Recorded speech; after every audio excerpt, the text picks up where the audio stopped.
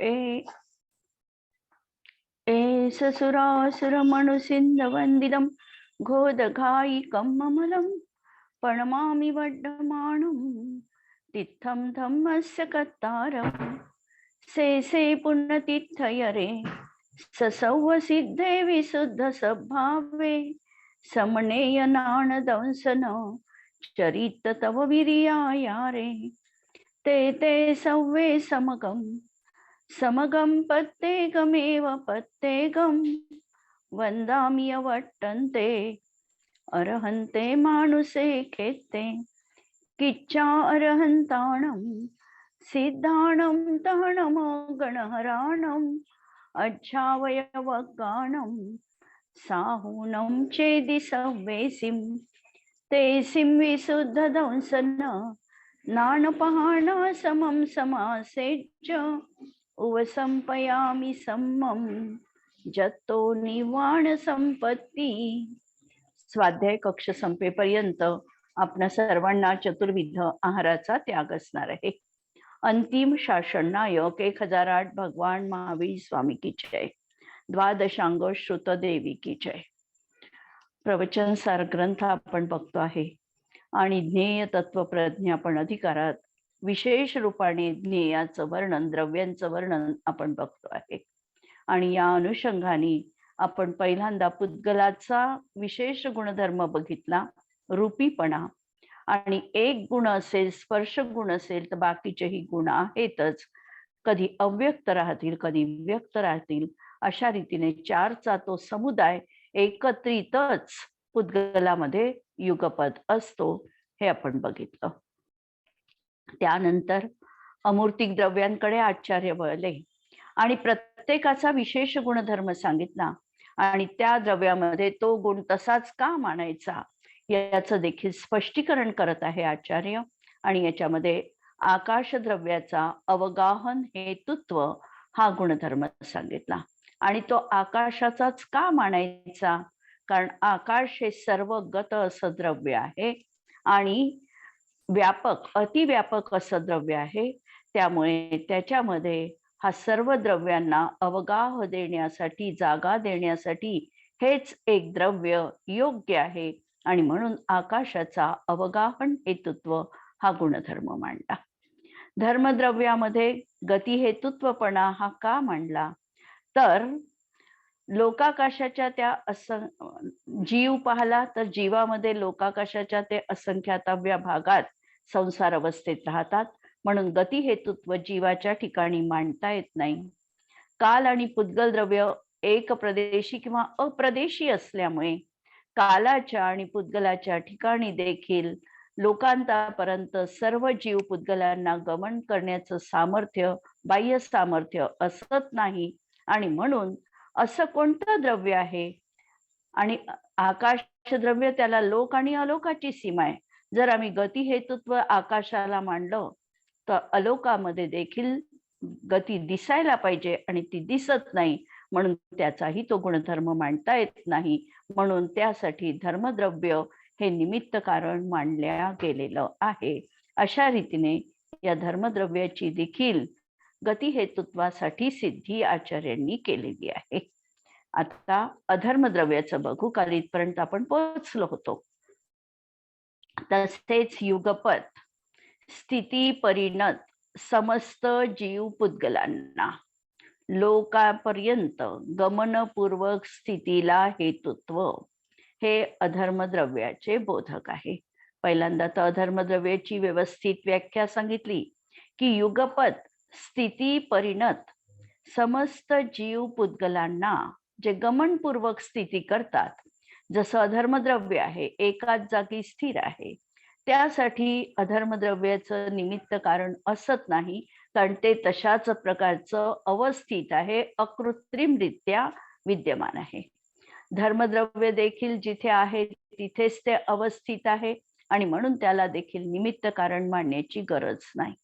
पण जे गमनपूर्वक स्थिती करतात, चालत आहे आणि मध्ये स्थिती करतात, अशांना मात्र अधर्मद्रव्याचं कारण, बाह्य कारण, उदासीन कारण मानावं लागलं. आणि हे द्रव्य कसं आहे, तर युगपत जितके काही स्थिर राहणारे द्रव्य आहे, जीव पुद्गल, त्या सर्वांना स्थिर राहण्यासाठी आणि तेही उद्युक्त असणाऱ्या जीव आणि पुद्गलांना, म्हणजे जे स्वयं स्थिर राहू इच्छितात त्यांना ते बाह्य साधन मानल्या गेलेलं आहे. असं हे अधर्मद्रव्य स्थिती हेतुत्व हे त्याचं गमक आहे. कारण आता त्यालाच का मांडलं, अधर्मद्रव्याला स्थिती हेतुत्वाचं कारण का मांडलं, त्यासाठी सांगतात कारण काल आणि पुद्गल अप्रदेशी असल्यामुळे त्याच्यामध्ये आम्हाला ते मांडता येत नाही.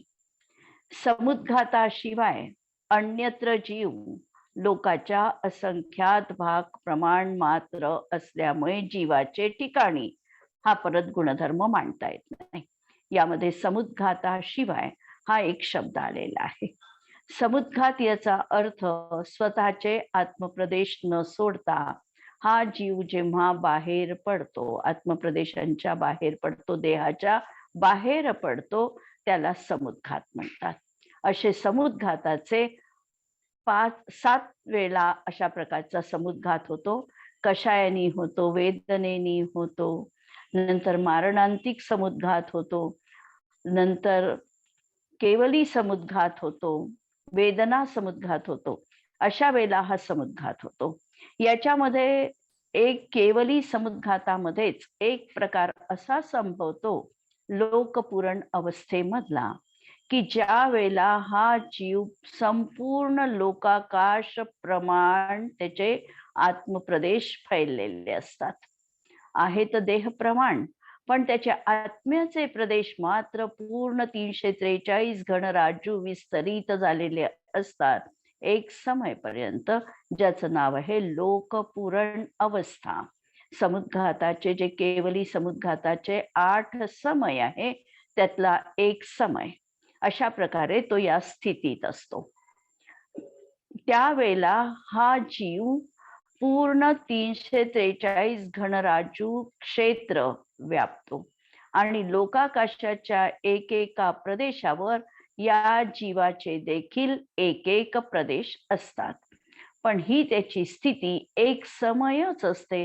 त्यानंतर परत तो मूल शरीराला प्राप्त होतो, ज्या प्रक्रियेने त्यांनी आत्मप्रदेश विस्तरित केले असतात त्याच प्रदेश त्याच मार्गाने ते संकुचित करून देह प्रमाण हा बनतो. आणि म्हणून जीव केवढ्या भागात राहतो तर लोकाकाशाच्या अनंताव्या भागामध्ये राहतो. म्हणजे जीवद्रव्य कधीही लोकाकाश प्रमाण नाही, फक्त समुद्घाताच्या वेळीच तो लोकाकाश प्रमाण आहे. म्हणून या जीवद्रव्याचे ठिकाणी देखील आम्हाला गती हेतुत्व किंवा स्थिती हेतुत्व मांडता येत नाही. कारण हा जीव स्वयं लोकाकाशाच्या असंख्याताव्या भागात आहे आणि तिथे राहून इतर सर्वांना लोकाकाशामध्ये व्याप्त असलेल्या संपूर्ण जीव आणि पुद्गलांना गती किंवा स्थितीमध्ये सहाय्यकारी होईल असं संभवनीय नाही. म्हणून त्यांच्या ठिकाणी हा गुणधर्म मांडता येत नाही. नंतर लोक आणि अलोकाची सीमा अचलित असल्यामुळे, आणि लोक आणि अलोक यांच्यामध्ये विभाजन रेषा नाही, हे एक अखंड आकाश द्रव्य आहे. आणि मग आकाशाच्या या ठिकाणी जर आम्ही स्थिती हेतुत्व मांडलं तर अलोक आकाशामध्ये देखील स्थिती हेतुत्वपणाचा उपचार मानावा लागेल. तिथे देखील निमित्त कारण घटित होईल, तिथे देखील जीव पुद्गलाचं गमनही दिसेल आणि स्थिर राहणं पण दिसेल. पण असं असत नाही, हे प्रत्यक्ष विरुद्ध आहे. आणि म्हणून आकाशाच्या ठिकाणी देखील हा गुणधर्म मांडता येत नाही. नंतर विरुद्ध गतिरूप कार्यात हेतू असल्यामुळे धर्मद्रव्याच्या ठिकाणी हे स्थिती हेतुत्व संभवनीय नाही. आणि धर्मद्रव्याच्या ठिकाणी ज्याला गमन करण्यामध्ये ते निमित्त कारण आहे आणि अधर्मद्रव्य स्थिर राहण्यासाठी निमित्त कारण आहे. दोनचं कार्य परस्पर विरुद्ध दिसत आहे. आणि म्हणून या अधर्मद्रव्याच्या ठिकाणीच आम्हाला स्थिती हेतुत्वपणा मानावा लागतो. स्वतंत्र द्रव्य अधर्मद्रव्य त्या ठिकाणी मानावं लागलं. धर्मद्रव्याच्या विरुद्ध त्याचं कार्य आहे आणि म्हणून तो गुण अधर्मद्रव्याचा गमक आहे. म्हणजे स्थिती हेतुत्व हे अधर्मद्रव्याला दाखविणारं आहे.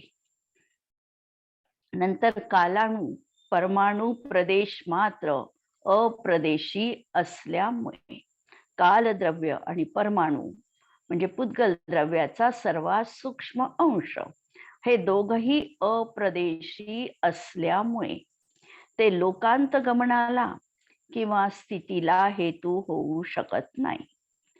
जीव समुद्घात सोडून इतर वेळी लोकाकाशाच्या अनंताव्या भागामध्ये राहतो आणि तोही त्यामध्ये निमित्त हेतू असू शकत नाही.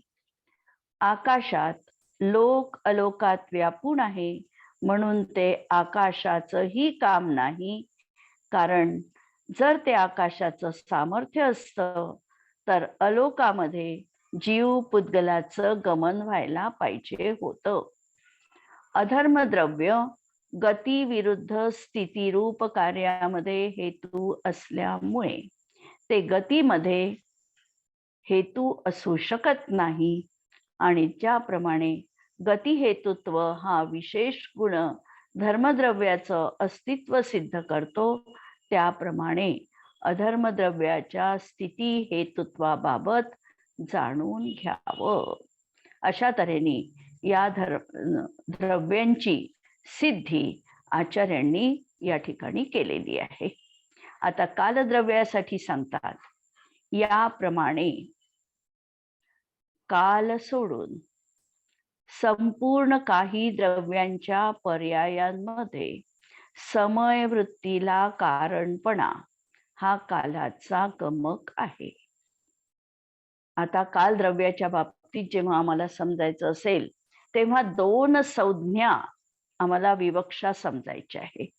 एक कालद्रव्याचं जे स्वतःसिद्ध रीतीने स्वतःचं परिणमन होतं आहे, या परिणमनाला समयवृत्ती असं नाव दिलेलं आहे.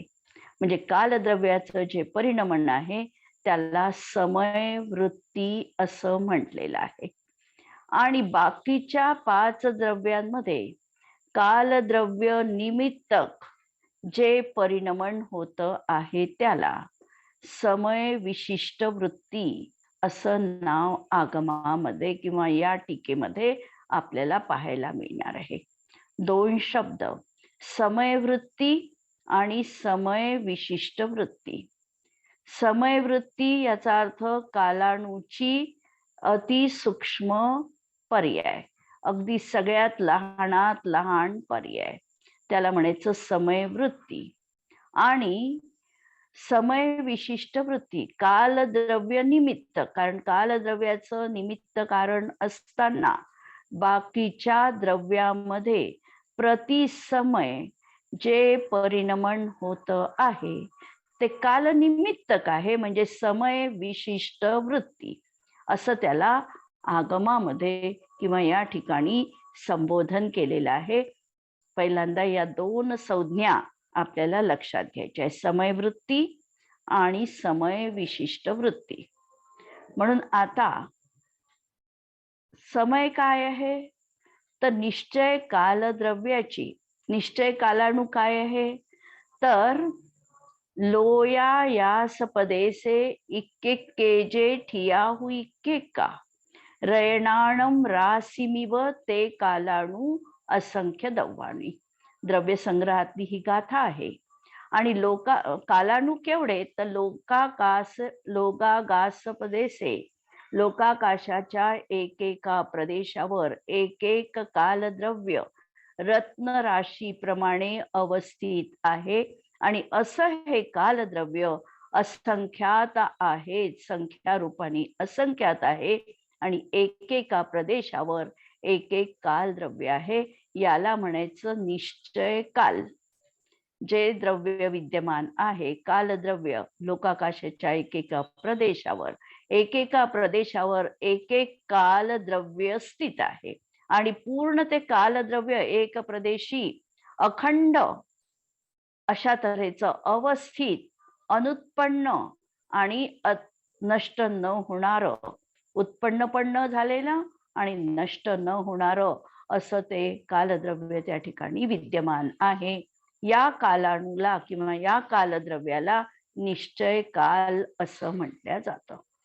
या निश्चय कालाची, या द्रव्य आहे ते निश्चय काल देखील द्रव्य आहे, त्यामुळे त्या द्रव्याची प्रति समय पर्याय होते आहे. आणि अगदी एका समयात होणाऱ्या पर्यायीला त्यालाच समय असं म्हटलेलं आहे. म्हणजे ही समय कालद्रव्याची सूक्ष्माती सूक्ष्म अशी पर्याय आहे. कारण काहीही मोजताना आम्हाला माप जे घ्यावं लागते, जी इकाई पकडावी लागते, ती अतिसूक्ष्म पकडावी लागते. आणि या सगळ्यांमध्ये आम्हाला परमाणूची अत्यंत मदत होते. परमाणू हा अत्यंत सूक्ष्म द्रव्य असल्यामुळे परमाणूच्या माध्यमातूनच आम्ही द्रव्य, क्षेत्र, काल आणि भाव मापन केलेले आहे. परमाणूनी सगळ्यात सूक्ष्म असं द्रव्य आहे, म्हणून परमाणू ही द्रव्याची सगळ्यात सूक्ष्म इकाई आहे, किंवा कालाणू ही द्रव्याची सगळ्यात सूक्ष्म इकाई आहे. नंतर परमाणूंनी आकाशाचं जेवढं क्षेत्र व्यापलं ते सगळ्यात सूक्ष्म क्षेत्र आम्हाला पाहायला मिळतं, ज्याला आम्ही एक क्षेत्र अशा प्रकारचं म्हणतो. ही क्षेत्राची सगळ्यात लहान इकाई, ज्याचं नाव आम्ही ठेवलं प्रदेश. क्षेत्राची सगळ्यात लहान इकाई म्हणजे प्रदेश. आणि प्रदेश मापन कशाने केला जातो? तर परमाणू आकाशाची जेवढी जागा व्यापतो त्याला प्रदेश म्हणतात. नंतर काल कशाला म्हटला जातो? तर काल देखील परमाणूच्याच गतीवरून मापन केल्या गेलेला आहे. परमाणू अत्यंत मंद गतीने आकाशाच्या एका प्रदेशावरून दुसऱ्या नजीकच्या प्रदेशावर जाण्यासाठी त्याला जेवढा वेळ पाहिजे त्याला समय असं म्हटलेलं आहे. म्हणजे समय जी आहे ही कालद्रव्याची सूक्ष्म पर्याय आहे, पण ती मापन करण्यासाठी पुद्गलाचा वापर केला गेलेला आहे. पुद्गलाच्या माध्यमातून ती मोजल्या जाते.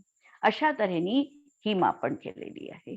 आणि भावाच्या माध्यमात अविभाग प्रतिच्छेदाच्या माध्यमातून ही सूक्ष्म इकाई मापन केल्या गेलेली आहे भावाची.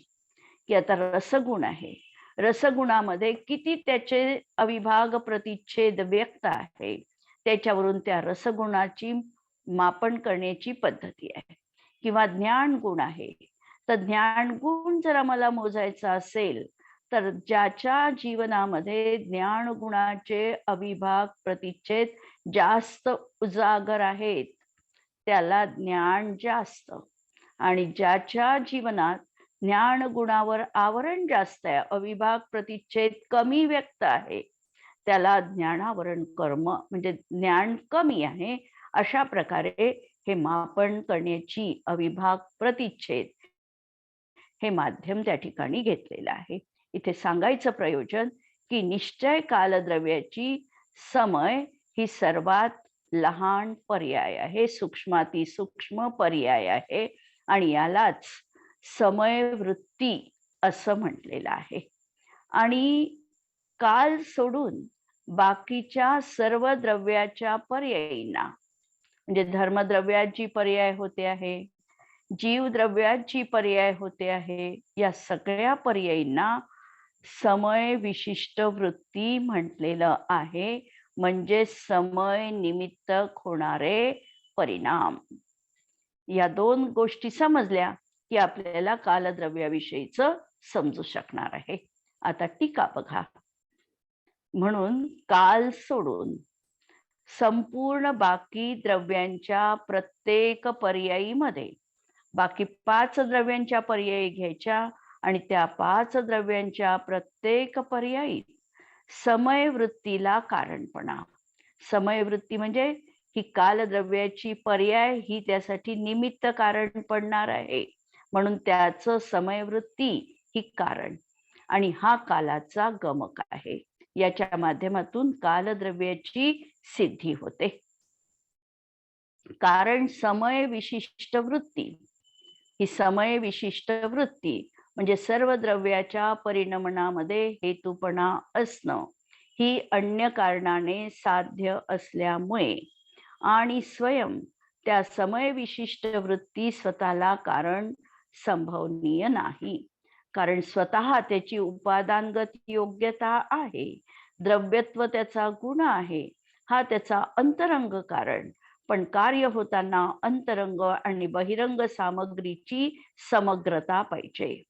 त्यामुळे याच्या परिणमनामध्ये बाह्य निमित्त कारण कोणतं, तर ते कालद्रव्याचं निमित्त कारण असणार आहे. कारण प्रत्येक द्रव्य प्रति समय परिणमते, त्या परिणमनांना समय विशिष्ट वृत्ती म्हणतात. आणि समय हीच कालद्रव्याची वृत्ती आहे.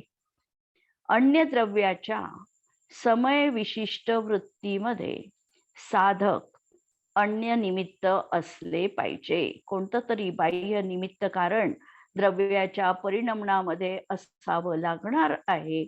आणि ते कोणतं असणार आहे, तर ते कालद्रव्याचं असणार आहे. म्हणून ती वृत्ती स्वयं स्वतःचे निमित्त होऊ शकत नाही, तर ते साधक अन्य निमित्त म्हणजे कालद्रव्य होय. म्हणून वर्तनेवरून कालद्रव्याचाच बोध होतो. वर्तना याचा अर्थ परिणमनामध्ये हेतूपणा असणं, वर्तना हेतुत्व, परिणमनामध्ये कारण पडणं, याच्यामुळे कालद्रव्याचाच बोध होतो. तसेच चैतन्य परिणाम हा चेतनत्वामुळे आणि अन्य अचेतन द्रव्यामध्ये असंभव असल्यामुळे तो जीवाचे अस्तित्व सिद्ध करतो. आणि चेतना याविषयी आपण आधी बघितलेलं आहे की चेतना हा जीवाचा विशेष असाधारण गुणधर्म आहे. आणि चैतन्य परिणाम यामुळे तो अन्य अचेतन द्रव्यापासून जीव द्रव्य वेगळं दिसतं, ते ज्ञाता स्वभावी आहे. आणि चैतन्य म्हणजे काय, तर चैतन्य म्हणजे अनुभव, जाणीव, प्रतीती किंवा संवेदन असं देखील आपण म्हणू शकतो. भावार्थ, ज्याप्रमाणे स्पर्श रस गंध वर्ण पुद्गलाचे अस्तित्व सिद्ध करतात, त्याप्रमाणे गती परिणत समस्त जीव पुद्गलांच्या लोकातील गतीतील युगपत हेतूपणा हा धर्मद्रव्याचे अस्तित्व सिद्ध करतो. साही द्रव्यांचं अस्तित्व जगामध्ये अनेक दार्शनिक असे होऊन गेलेले आहे की ज्यांना धर्म अधर्म द्रव्याचं अस्तित्व मान्य नाही. कालद्रव्य देखील त्यांनी काही दार्शनिकांनी मांडलं, पण हा जो निश्चय कालानु आहे याला मात्र त्यांनी मांडलं नाही. काहींनी केवळ व्यवहार काल मांडला. आणि म्हणून योग्य काय आणि खरं तत्व काय आहे हे समजण्यासाठी सर्वज्ञांचे आगमचक्षु आम्हाला वापरायला पाहिजे. आणि आगमामध्ये जे कथन आहे ते सर्वज्ञ प्रणीत आहे. त्यांच्या केवल ज्ञानामध्ये हा सत्यांश झळकलेला आहे आणि त्यांनी जे सांगितलं त्याचं प्रतिपादन केलेलं आहे. त्यांच्या दिव्य ध्वनीतून आम्हाला हे ज्ञात झालेलं आहे की अशाच प्रमाणे या विश्वामध्ये 6 द्रव्य असतात. त्यामध्ये कोणतं, धर्मद्रव्याचं अस्तित्व गती हेतुत्वपणामुळे सिद्ध झालं. ज्याप्रमाणे माशांना गमनामध्ये जल उदासीन निमित्त आहे. अनेक उदाहरणं आपल्याला देता येईल उदासीन निमित्त कारणाचे. जसं आपण काल बघितलं होतं की रेल्वेची पटरी ही रेल्वे जाण्यासाठी उदासीन निमित्त कारण आहे. आमच्या शरीरामध्ये देखील हे जे काही धातू प्रवाहमान आहे त्या धातूंसाठी देखील धर्मद्रव्य उपयुक्त कारण पडलेलं आहे. आम्ही एखादी वस्तू एका ठिकाणाहून दुसऱ्या ठिकाणी नेऊ शकतो. पुद्गल द्रव्य आम्ही एका ठिकाणाहून दुसऱ्या ठिकाणी वहन करू शकतो. याचं कारण असं की त्या द्रव्यामध्ये देखील स्वयंची क्रियावती शक्ती आहे आणि धर्मद्रव्याचं बाह्य निमित्त कारण देखील मिळत आहे. अशा तऱ्हेने हा संबंध, निमित्त नैमित्तिक संबंध आणि उपादान कारण हे सगळं आपल्याला व्यवस्थितरित्या जाणून घ्यावं लागतं. कारण आमचा ज्ञेय तत्व प्रज्ञापन अधिकार सुरू आहे आणि ज्ञेय तत्वामध्ये ही सगळीच्या सगळी तत्व ज्ञेयरूप अशी तत्व आहे. साही द्रव्य ज्ञेयरूप असणार आहे. इव्हन म्हणजे जीव द्रव्य देखील जसं ज्ञाता आहे तसं ते ज्ञेयरूप देखील आहेच. म्हणून आम्हाला ज्ञेयरूपाच्या जीवाचंही ज्ञान करावं लागलं आणि पहिल्या अधिकारात आम्ही ज्ञानरूप असणाऱ्या जीवाला देखील ज्ञानतत्व माध्यमातून जाणून घेतलेलं आहे. त्याचप्रमाणे सर्व जीव पुद्गलांना गतीमध्ये कोणते तरी उदासीन निमित्त कारण असले पाहिजे आणि ते निमित्त लोकव्यापी धर्मद्रव्यच आहे. ज्याप्रमाणे वाटसरूला स्थिती करता झाडाची सावली उदासीन निमित्त आहे, त्याचप्रमाणे जीव पुद्गलांमध्ये स्थितीमध्ये उदासीन निमित्त लोकव्यापी अधर्मद्रव्य आहे. जसे चाकाच्या गतीमध्ये उदासीन निमित्त कुंभाराची खीळ आहे, तसेच सर्व द्रव्यांच्या परिणमनामध्ये जे उदासीन निमित्त आहे ते कालद्रव्य आहे. जसा कुंभकार आहे आणि त्याच्यामध्ये जे चक्र फिरतं त्याच्यामध्ये मध्यभागी खीळ रोवलेली असते आणि त्या खिळाच्या भोवती सगळा चाक फिरत असतो, त्याप्रमाणे हे कालद्रव्य देखील अशा तऱ्हेने सर्व द्रव्यांच्या परिणमनामध्ये निमित्त कारण पडणार आहे. स्वयं मात्र ते स्थिर आहे, अचल आहे. ते एका ठिकाणाहून दुसऱ्या ठिकाणी गमन करत नाही. ते आपल्याच प्रदेशांवर स्थित आहे. जसं चाक मध्यभागी स्थिर आहे त्याप्रमाणे हे कालद्रव्य देखील स्थिर रूपाचं असूनही जीव आणि पुद्गलामध्ये किंवा साही द्रव्यांच्या परिणमनामध्ये ते बाह्य निमित्त कारण पडणार आहे. हे कालाणू असंख्य आहेत. समय, घटका, दिवस, वर्ष आदी कालाचे पर्याय आहे. म्हणून याला व्यवहार काल असं म्हटलं जातं. तसेच सर्व द्रव्यांना युगपत सामान्य अवगाह देण्यामध्ये निमित्त कोणीतरी सर्वव्यापक द्रव्य असले पाहिजे आणि ते आकाश द्रव्य आहे. चैतन्य रूपान चैतन्य परिणाम अनुभवाला येतो आणि त्यामुळे आत्म्याचे पृथक अस्तित्व आम्हाला सहजच जाणवतं की आत्मा हा मात्र त्या ठिकाणी या साही द्रव्यांना जाणण्याला समर्थ आहे. 5 द्रव्य अचेतन आहे, त्यांनाही जाणण्याचं सामर्थ्य आत्म्याच्या ठिकाणी आहे आणि स्वतःचा आत्मा देखील या आत्म्याच्याच द्वारा जाणल्या जाऊ शकतो असं देखील सामर्थ्य आत्म्याच्या ठिकाणी आहे. अशा तऱ्हेने याला आपण या ठिकाणी बघितलेलं आहे. जसं आता कालद्रव्यासाठी पहा, विशिष्ट एक उदाहरण पहा, समयवृत्ती आणि समय विशिष्ट वृत्ती. ज्याप्रमाणे एखादा डबा असतो आणि आम्ही असं म्हणतो की हा 4 लिटरचा डबा आहे. 4 लिटरचा डबा आहे असं म्हणतो म्हणजे माप तर आम्ही द्रव पदार्थांनी ठरविलं की याच्यात 4 लिटर लिक्विड बसू शकतं, म्हणजे द्रव पदार्थ याच्यामध्ये मावू शकतात आणि त्यावरून आम्ही तो डबा 4 लिटरचा आहे असं ठरविलं. पण डबा हा धातूचा आहे. त्याप्रमाणे व्यवहार पर्यायीद्वारा म्हणजे व्यवहाराच्या माध्यमातून व्यवहार काळाचं परिणमन जीव आणि पुद्गलाच्या पर्यायीद्वारा जाणले जातात. एखादी व्यक्ती 10 वर्षाची झाली असं म्हटलं जातं. एखादा मुलगा 10 वर्षाचा झाला असं म्हटलं. मग आता 10 वर्ष वास्तविकतः हा काळाचा पर्याय आहे, व्यवहार काल आहे. पण या व्यवहार कालाच्या वरून आम्ही जीव आणि पुद्गलाचं देखील त्या ठिकाणी परिमाण ठरवून त्याच्या माध्यमातून ही व्यक्ती 10 वर्षाची झाली अशा प्रकारचं कथन आम्ही गेलेलं आहे. म्हणजेच असा हा निमित्त नैमित्तिकपणाचा व्यवहार त्या ठिकाणी घटित होणार आहे. उदाहरण लक्षात आलं असावं. आता आपण या गाथेचं सामान्य वर्णन बघू. 33 आणि 34 नंबरची गाथा. सर्व द्रव्यांना साधारण अवगाहन हेतुत्व हा आकाश द्रव्याचा असाधारण गुण आहे. गती परिणत सर्व जीव पुद्गलांना गमनामध्ये उदासीन रूपाने हेतू होणे हा धर्मद्रव्याचा गुणधर्म आहे. तर गतीपूर्वक स्थिती परिणत जीव पुद्गलांना स्थिती हेतुत्व हा अधर्मद्रव्याचा गुण आहे.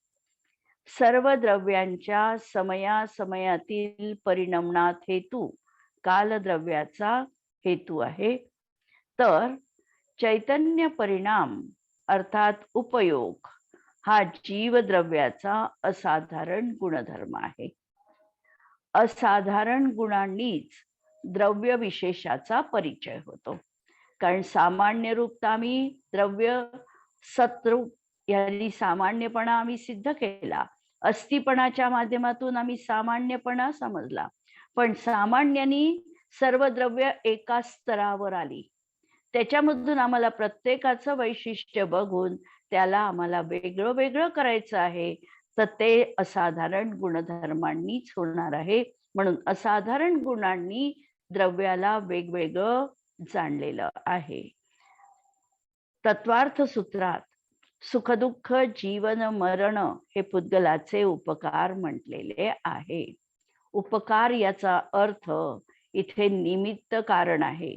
कारण सुख दुःख जीवन मरणही उपकार म्हटलं तर मरण देखील त्या ठिकाणी पुद्गल द्रव्याचा उपकार म्हणत असताना निमित्त कारणाला प्रधानता देऊन तशा प्रकारचं आयु संपलं आणि म्हणून मरण आहे अशा प्रकारचं कथन गेलेलं आहे. जीवाच्या जीवन मरण आदी कार्याचे उपादानकारक म्हणजेच कारक आत्मा आहे. निमित्त कारक म्हणजे उपकारक कर्मोदय रूप पुद्गल आहे. आचार्य जयसेन यावर म्हणतात की 5 द्रव्य जीवाचा उपकार करतात. म्हणजे प्रत्येक द्रव्याचा उपकार सांगितलेला आहे. जीवित मरणा सुख दुःख जीवित मरणोपग्रहाश्च परस्परोपग्रहो जीवानाम वर्तना परिणाम क्रिया. म्हणजे अशा तऱ्हेने प्रत्येक द्रव्याचे उपकार तत्वार्थ सूत्रामध्ये आपल्याला वाचायला मिळतात. आणि हे उपकार वाचत आहोत आम्ही तरी जयसेन आचार्य म्हणतात की हे उपकार आहे केवळ निमित्त प्रधानतेने हे कथन आलेलं आहे. वास्तविकतः हे दुःखाचंच कारण आहे. असं जाणून अक्षय अनंत सुखादीचे कारणभूत विशुद्ध ज्ञान दर्शन उपयोग स्वभावी परमात्म तत्वाचेच ध्यान आम्हाला करायचं आहे.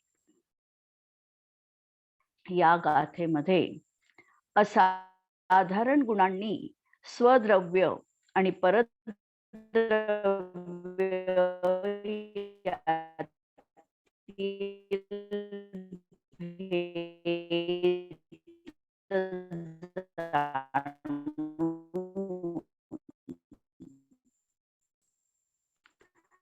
कारण याच्याच माध्यमातून असाधारण गुणधर्माच्या माध्यमातूनच आम्ही स्वज्ञेय म्हणजे जर आम्ही सद्रव्य लक्षणम यावरच स्थिर राहिलो असतो तर जीव आणि पुद्गलाला वेगळं आम्हाला करता आलं नसतं किंवा धर्म अधर्म द्रव्य आमच्यापासून पृथक आहे हे आम्हाला जाणता आलं नसतं.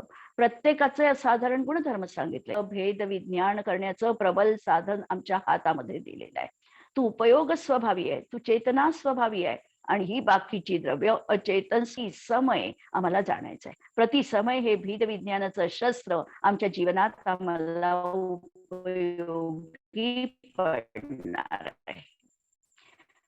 कोणतीही क्रिया करत असताना आत्म्याची क्रिया कोणती आणि पुद्गलाची किंवा पराची क्रिया कोणती, हा भेदविज्ञानाचा ध्यास सातत्याने जीवनात आम्हाला परद्रव्यापासून उपयोग हटून स्वद्रव्यात लावता येईल. जसे ज्ञेय आहे तशाच ज्ञेयांना जाणणं हेच योग्य आहे. ज्ञेय आहे त्याच्यामध्ये आम्ही काही परिवर्तन करू शकत नाही. ज्ञेयामध्ये देखील परिवर्तन आम्हाला इकडल्या तिकडे पर्यायी करता येणं शक्य नाही. आणि ज्ञेयामध्ये विशेषतः आम्हाला चार धर्म अधर्म आकाश काल याचं प्रयोजन नाही. प्रयोजन नाही याचा अर्थ आमचा त्याचा संबंध फारसा नाही. आमचा संबंध वारंवार येतो हा या पुद्गल द्रव्याशी येतो. हे पुद्गल द्रव्य अनेक विलोभनीय रूपामध्ये आमच्या समोर प्रस्तुत होतं आणि अशा वेळेला या पुद्गल द्रव्यापासून मी अलग आहे हे सातत्याने आम्हाला आमच्या चेतना तत्वामध्ये लक्षात घ्यावं लागतं. म्हणून हे जसं ज्ञेय आहे ज्ञेयांना तसं जाणणं हेच योग्य आहे. हेच धर्माचं आणि शांतीचं कारण आहे. जाणण्याने ज्ञान राग युक्त होत नाही. केवळ आम्ही जाणलं म्हणून आम्हाला राग द्वेष झाला असं नाही. जाणणं हा तर जीवाचा स्वभाव आहे, पण आम्ही जाणण्याच्या कक्षेपर्यंत थांबत नाही. आमच्या मनाची वृत्ती लगेचच हवं नको इष्ट अनिष्ट राग द्वेष अशी होते आणि म्हणून आम्हाला ते बंधाचं कारण आहे. म्हणून जीवाची योग्यता जाणण्याची आहे, राग करण्याची नाही. हा गाथेचा प्रयोग या अनुषंगाने आम्हाला करायचा आहे. कोणता? की जाणण्याची योग्यता जीवाची आहे, पण राग करणं हा जीवाचा स्वभाव नाही.